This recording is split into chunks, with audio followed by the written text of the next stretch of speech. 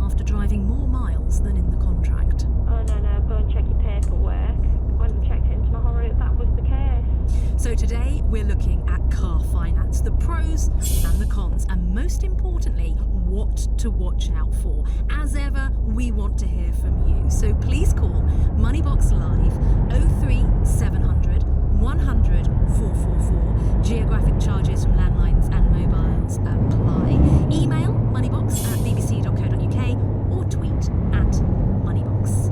Well, let's go straight to the phone now and talk to Donald. Welcome to Moneybox Live, Donald. Hello, yes. And you bought a brand new car, but you were slightly confused as to how you financed it. What happened? Well, the original car I bought, I was on a 3-year 0% HP deal. Get ready to sometime turn later, left. About a year later, the dealership contacted me and said they had a good deal. So I went in to speak to them. The deal Turn sounded left. good. They explained the benefits to me. And I bought that car, another new car. Now, only 7 months later, I found out that they changed me from my 0% HP deal Hire to purchase. a PCP deal. How much did your confusion, do you think, cost you in the end?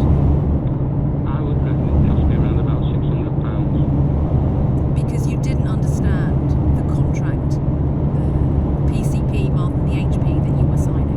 Yes, they didn't tell me they would change me to a PCP deal. I unfortunately didn't look at the deal properly, and so that's cost me that money. All right, well, Donald, hopefully Go in the straight next on. 28 minutes we'll answer some of your concerns and our questions from other Moneybox listeners. With me today to answer your questions are Stuart Masson, editor of the Car Expert. We heard those terms, HP, PCP. There's another one, PCH. Can you just explain simply what they are, the ways of financing a car purchase? Certainly. So HP hire purchase. Get easiest ready way to describe turn it, left. Car's £20,000. You borrow £20,000. You pay back £20,000 as part of your monthly payments over 3, 4, 5 years. Plus possibly charge interest. You'll be paying interest. and Turn fees on top left. of that, almost certainly, unless it's a 0% offer. But yes, so you pay back the whole thing as part of your monthly payments. Right, PCP. PCP is also a form of hire purchase, but let's say it's a £20,000 car. You might pay back £12,000 a month on your At the monthly- roundabout, £12,000 take the over second as exit. part of your monthly payment. So your monthly payments are going to be a lot less. And then at the end of it, there's a big balloon payment that you have to pay off if you want to keep the car. Say 8 Exit grand. Say now. £8,000, or you give the car back, part exchange it, or do something else. And PCH. PCH is Get you ready renting to someone turn else's left. £20,000 car. So the payments are going to be the same or a little bit less than PCP, but it's not your car, it's purely a rental. Turn left. Now, Adrian Daly, head of motor finance at the Finance and Leasing Association, the leading trade body for asset consumer and motor finance sectors in the UK, what PCP does is allow you to buy a much more expensive car than using a loan HP. Why? PCP allows you to buy the same car for a much lower monthly payment, and that's because, unlike HP, where you're borrowing money to Get finance ready the to whole turn car, left. with PCP, you're borrowing money to finance how much is depreciating over that time. That's obviously a lower amount. And this is why PCP Turn left. has proved so popular. But the key thing about PCP is you don't own the car until you pay that balloon payment at the end of the contract. That's correct, and it doesn't matter. I mean, a hire purchase is the same. It's not your car until you've paid the last penny. PCP is exactly the same, except that you've got this massive balloon at the end. Get ready to turn right. Well, Lynn has already emailed in. At no time was it explained that I would never own the car unless I paid an amount at the end of the contract. Turn I right. thought it was odd that the salesman asked me how many miles I thought I might do annually. I wondered what business it was of his. This is talking about a PCP contract with a certain amount of mileage. It was only through listening to Moneybox, well done Lynn, after 3 months after I purchased the car that I realised I'd signed Go a straight PCP on agreement and then had turn not right. bought the car. I consider this to be mis-selling, and it should have been explicitly Turn right. spelled out to me. Now, another complaint is the complexity of credit agreements and whether they are explained properly by car salespeople. Let's now hear from Annika. Hello, Annika. Hi. Now, your criticism was over the interest rate that the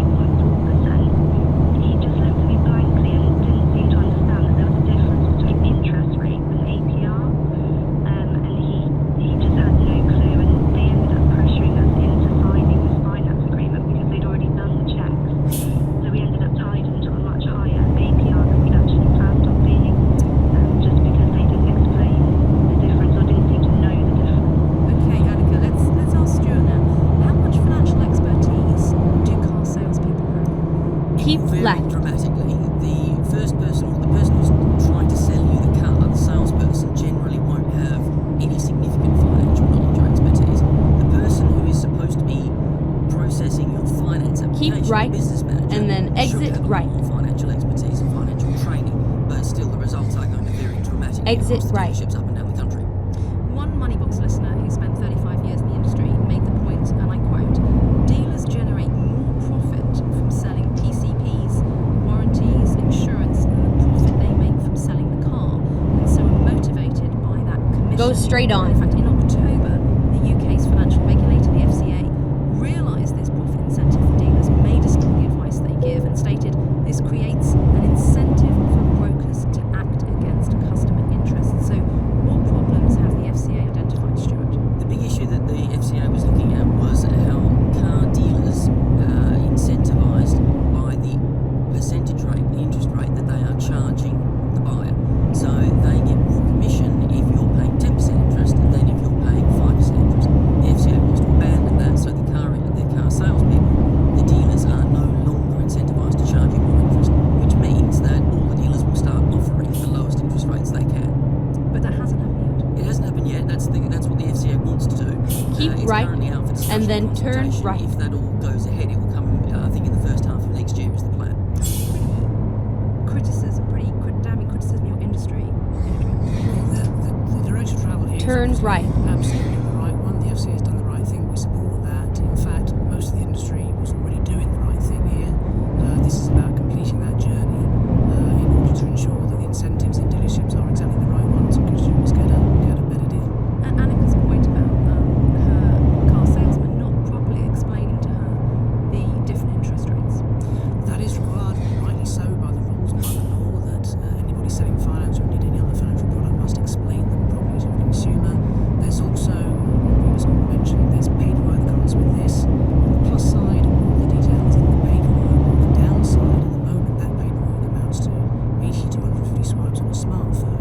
So it is complex, but we've adopted industry standard in the last year or so. That means that in addition to that, consumers must get a square between the eyes, the 4 or 5 key points, like mileage, like the type of product, before they're able to take a decision. And the point for consumers to remember, Stuart, is they don't have to use dealers' financing. You can arrange a loan separately. Absolutely, you can.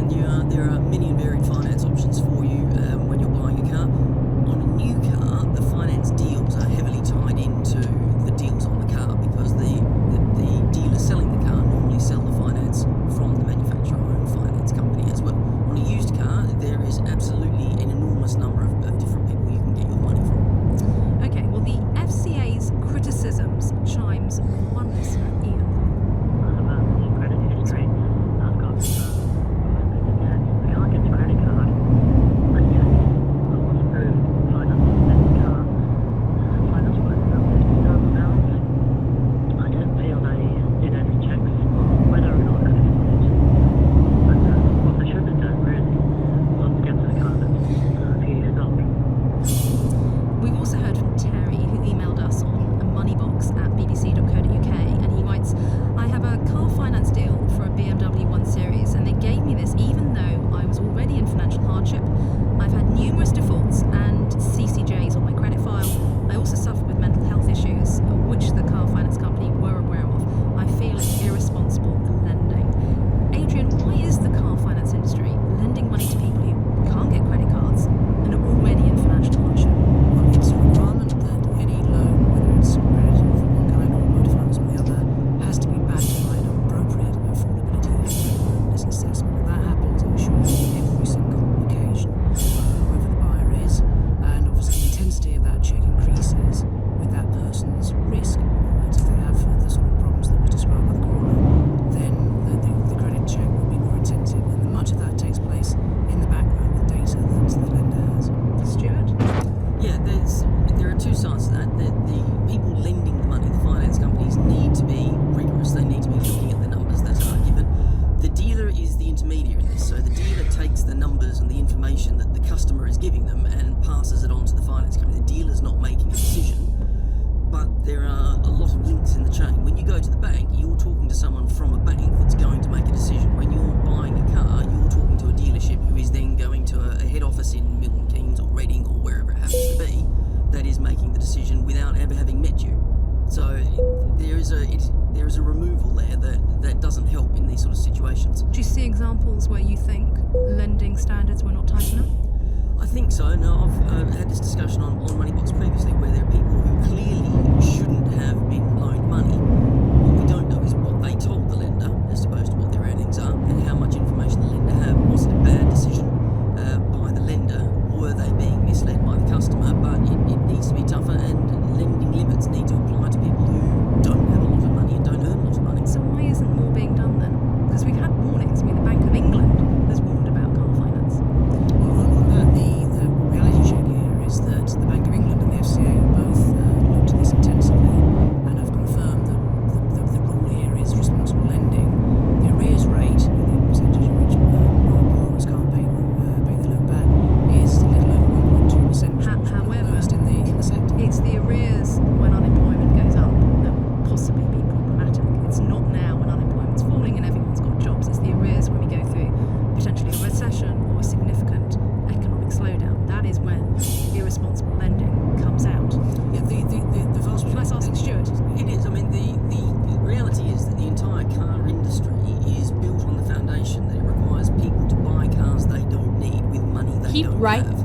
If and people then only exit bought right. Cars when they needed a car, and they only bought cars that they had the cash in the bank to buy, no one would be buying Exit new right. cars, and the Western economy would collapse.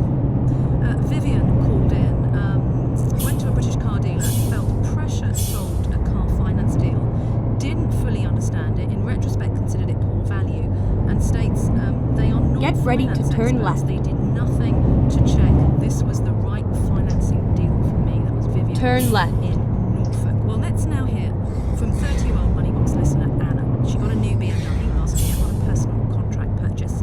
Sadly, though, became seriously ill in the summer with a brain tumour that affected her mobility and her speech. She had to give up her driving licence and she could no longer drive. Part of their terms and conditions, we had to have enough time to keep the car. Although I have enough time to try to explain this to them, and the only option that they gave me was to terminate and to pay about £10,000 to come out of the contract. To come out early will cost you £10,000. Get ready to turn left. Did you have that money? Who has £10,000 to stick around these days? If I had it, Turn left. outright. What then happened? I tried to send them my medical stuff to say what other options do I have. They said sell the car privately. I said physically disabled now. I've got other surgery, health stuff on my biology. I can't actually physically sell the car. They then proceeded to bombard me with phone email. I told them I was in hospital. And then my was behind with the payment. And we really put under pressure. And then they said Go straight on. car auction, but I'd only get like one value and still be shortfall, and I have to pay back. I said no, I want the full same. So where are you now? At the roundabout, take the second exit. Because I said I was going to keep escalating it and I wasn't letting it go. They decided to sell the car to my local dealer, and there was a Exit now. shortfall which they wrote off.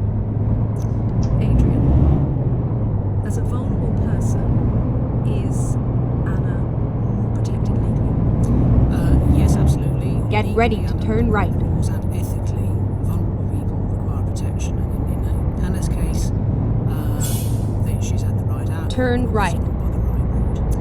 Anna's not the only one in this situation. Gurpreet got in touch. His wife purchased a brand new VW Golf on a 2-year finance deal. A week after purchasing, she unexpectedly fell ill and very sadly died soon after. She only drove the car 3 times before she was physically unable to. And the same problem, the finance swear it Stuart, ends. can you just explain why it costs money to hand the car back under a PCP contract? Sure. Normally with the PCP, if you're, for whatever reason, needing to give the car back, you can't afford to keep it, or your circumstances have changed, you tend to owe more money than your car is worth, because your car depreciates very quickly as soon as you buy it, but you're not paying very much back every month. So until the end of the agreement, you really haven't paid back.